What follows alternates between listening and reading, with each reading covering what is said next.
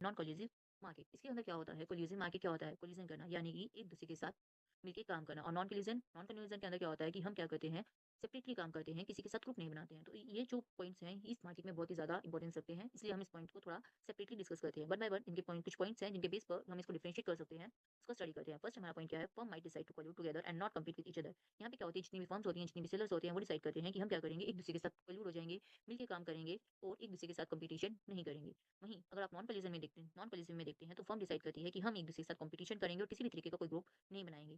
Second हमारा point है, firm behave as a single monopoly. अगर जितने भी सेलर्स होते हैं वो ग्रुप बना लेंगे तो क्या होगा, कंप्लीट मार्केट शेयर के हैंड में आ जाएगा, तो वो एक मोनोपोली की तरह से बिहेव कर सकते हैं। आप जो भी प्राइस डिसाइड करेंगे, सभी का प्राइस एक साथ चेंज होगा। हाई करेंगे तो हाई भी एक साथ होगा, लो करेंगे तो लो भी एक साथ होगा। तो वो क्या करते हैं, एक ग्रुप की तरीके से बिहेव करते हैं। जब वो ग्रुप की तरीके से बिहेव करते हैं तो वो एक मोनोपोली की तरीके से एक्ट कर सकते हैं, उनके पास प्राइस का कंट्रोल आ जाता है। लेकिन दूसरी तरफ अगर आप देखते हैं, इसके अंदर जो फर्म है वो इंडिपेंडेंटली बिहेव करती है, वो मोनोपोली नहीं होती, उसके पास प्राइस का कंट्रोल भी नहीं होता है।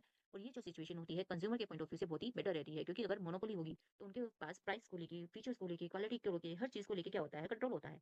लेकिन अगर फर्म इंडिपेंडेंटली बिहेव कर रही है, एक दूसरे पे डिपेंड नहीं हो रही है, ग्रुप नहीं बना रही है, तो वो क्या करेगी, कंपटीशन करेगी। और कंपटीशन में वो क्या करेगी, अपने प्रोडक्ट को दूसरे के प्रोडक्ट से किसी न किसी तरीके से बेटर करने की कोशिश करेगी, कम प्राइस में आपको ज्यादा क्वालिटी, ज्यादा फीचर देगी। और ये हमारे लिए क्या होता है, बेनिफिशियल रहता है। थर्ड हमारा पॉइंट है, they aim at maximising collective profit instead of individual profit. ये क्या करते हैं, ये इनका एम क्या होता है कि हम प्रॉफिट को मैक्सिमाइज करें, आपस में एक दूसरे के साथ मिलकर हमारी जो प्रॉफिट है उसको कलेक्ट करें। और यहाँ पे हम इंडिविजुअल प्रॉफिट की जगह पे हम अपने टीम वर्क के बारे में सोचें। वहीं दूसरी तरफ अगर आप देखते हैं तो नॉन कोलिजिव में क्या होता है, उनका जो एम होता है वो सिर्फ अपने प्रॉफिट को मैक्सिमाइज करना होता है, ना कि ग्रुप के प्रॉफिट को।